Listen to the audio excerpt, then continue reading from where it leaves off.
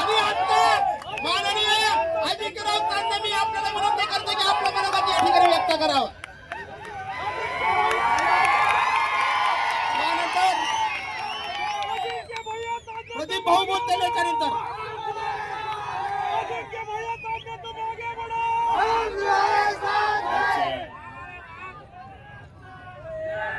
आजच्या या लहूशक्ती भीमशक्ती महागर्जना मोर्चा आणि या मोर्चाला उपस्थित असणारे संपूर्ण अहिल्यानगर भागातून आलेले बौद्ध आणि मातंग ख्रिश्चन समाज बांधवांनो, माता भगिनींनो, आज आपली महागर्जना आहे आणि ही गर्जना एवढी मोठ्या आवाजात झाली पाहिजे की या राज्याचे गृहमंत्री देवेंद्र फडणवीस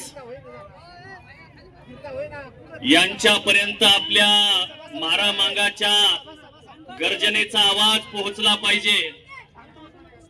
याच्यासाठी हा महागर्जना मोर्चा आज आपण आयोजित केलेला आहे. मध्ये ना काय रे या मोर्चाचं निमित्त आपल्या सर्व महाराष्ट्राला माहित आहे. महाराष्ट्रातील मातंग समाजाला कमजोर समजण्याचा प्रयत्न महाराष्ट्र सरकार करत आहे, महायुती सरकार करत आहे. मातंग समाजाच्या तरुणावर हल्ले या महाराष्ट्रामध्ये होत आहेत. आमच्या वस्त्या जाळल्या जात आहेत, आमच्या माता भगिनीवर दिवसा ढवळ्या बलात्कार करून त्यांचे खून केले जात आहेत. आणि या महाराष्ट्राचे गृहमंत्री असणारे देवेंद्र फडणवीस आपण आमच्या समाजावर होणाऱ्या अन्याय अत्याचाराला फक्त टीव्ही चॅनलवर पाहून समाधान मानत आहात. मी महाराष्ट्रातल्या तमाम मातंग समाजाचा एक प्रतिनिधी म्हणून देवेंद्र फडणवीस साहेबाला सांगू इच्छितो की तुम्ही या महाराष्ट्राचे मुख्यमंत्री आहात आणि आपण स्वतःकडे गृह खातं मागून घेतलेलं आहे आणि हे गृह खातं स्वतःकडे घेत असताना त्याचं कारण आज आम्हाला समजायला लागलेलं आहे. त्याचं कारण आहे या महाराष्ट्रातल्या दलितांवर होणाऱ्या अन्याय अत्याचाराला पोलीस प्रशासनाच्या माध्यमातून आपण दाबण्याचा प्रयत्न करत आहात. याच्यासाठी तुम्ही हे गृह खातं स्वतःकडे घेतलेलं आहे. आमच्या ख्रिश्चनावर हल्ले तुम्ही करत आहात. याच्यासाठी तुम्ही हे गृह खातं तुम्ही स्वतःकडे घेतलेलं आहे. तुम्ही आमच्या मुसलमानांवर अन्याय अत्याचार करत आहात. त्यांच्या मुलांना दहशतवादी म्हणून घोषित करण्यासाठी तुम्ही स्वतःकडे गृह खातं घेतलेलं आहे. हे आम्हाला दिसत आहे. माननीय मुख्यमंत्री साहेब, मी आपल्याला या ठिकाणी सांगू इच्छितो, या महाराष्ट्राचं गृह खातं गोपीनाथ मुंडे साहेबांकडे होतं. जेव्हा या महायुतीमध्ये गोपीनाथ मुंडे साहेबांकडे गृह खातं आलं तेव्हा त्यांनी या महाराष्ट्रातली आणि मुंबई मधलं अंडरवर्ल्ड पूर्ण निस्तनाबूत केलं होतं. हे उदाहरण आहे गृह खात्याचं. परंतु तुमच्याकडे जेव्हापासून या महाराष्ट्राचं गृह खातं तुम्ही घेतलेलं आहे तेव्हापासून आमच्या असणाऱ्या पोरांवर वेगवेगळ्या पद्धतीचे मोठमोठे गुन्हे दाखल होत आहेत. म्हणून माझ्या मातंग समाजाच्या बांधवांनो, माझ्या बौद्ध समाजाच्या बांधवांनो, आजचा हा महामोर्चा लहू शक्ती आणि भीम शक्तीची ताकद महाराष्ट्राला दाखवण्यासाठी आहे. लक्षात ठेवा, आंब्यानं आंबा पाडण्याचं काम देवेंद्र फडणवीस आणि त्यांच्या RSS चे पिलावळी या महाराष्ट्रामध्ये करत आहेत.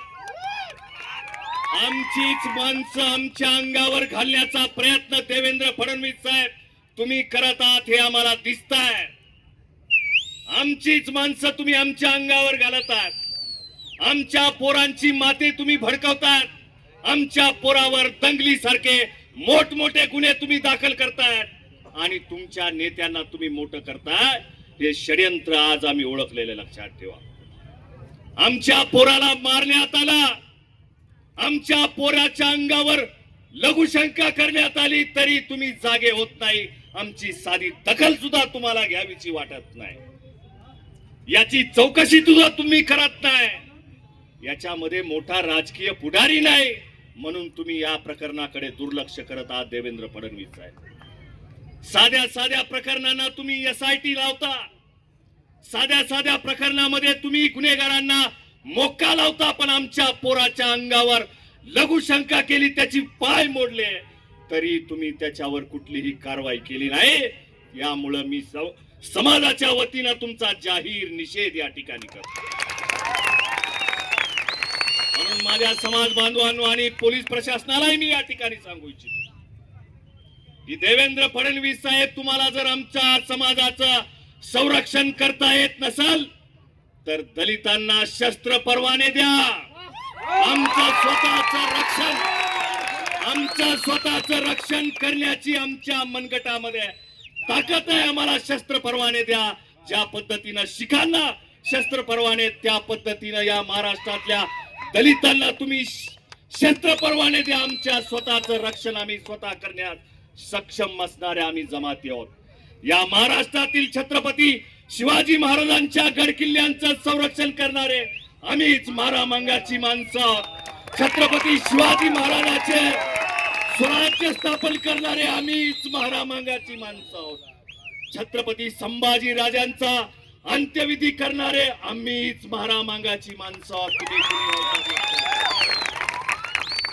म्हणून माझ्या समाज बांधवांनो, घाबरून जायचं नाही.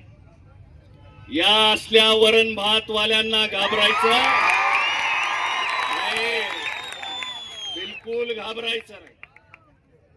माजलेल्या आणि मस्तावलेल्या जनावराचा नरड चिरून त्याची रक्त पिणारी अवलाद आपली आहे.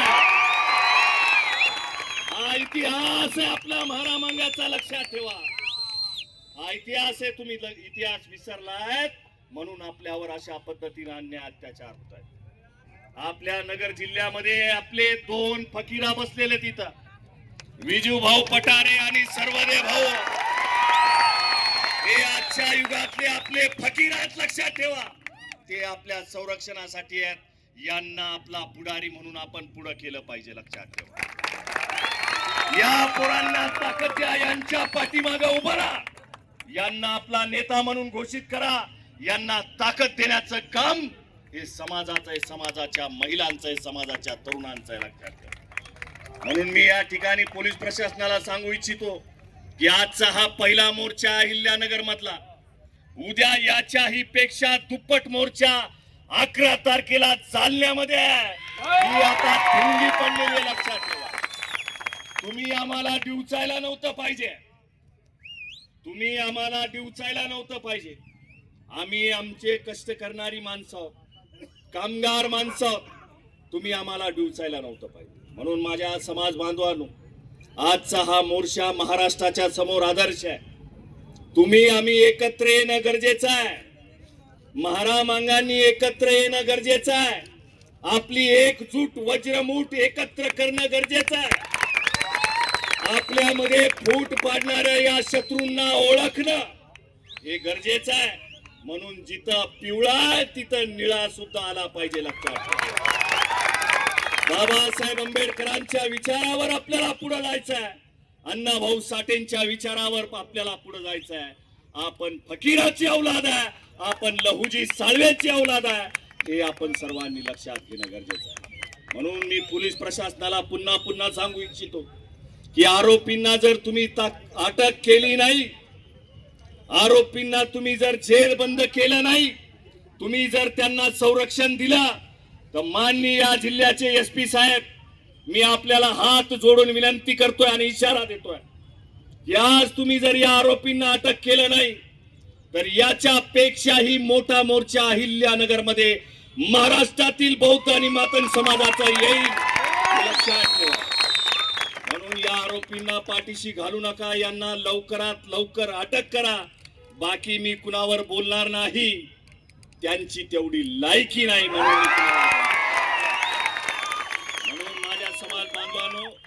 आपल्या माता भगिनींचं संरक्षण करा, आपल्या माता भगिनींचं संरक्षण करा, व्यसनापासून लांब राहा.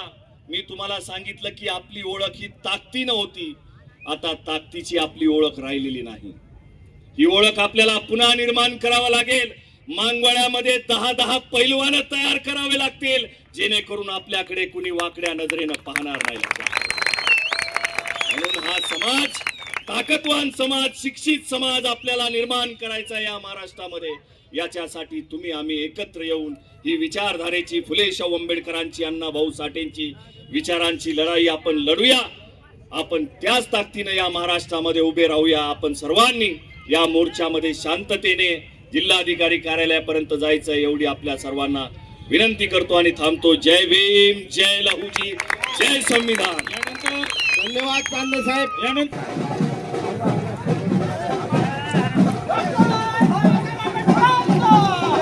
छत्रपती शिवाजी महाराजांचा, साहित्यरत्न अण्णाभाऊ साठेंचा. जय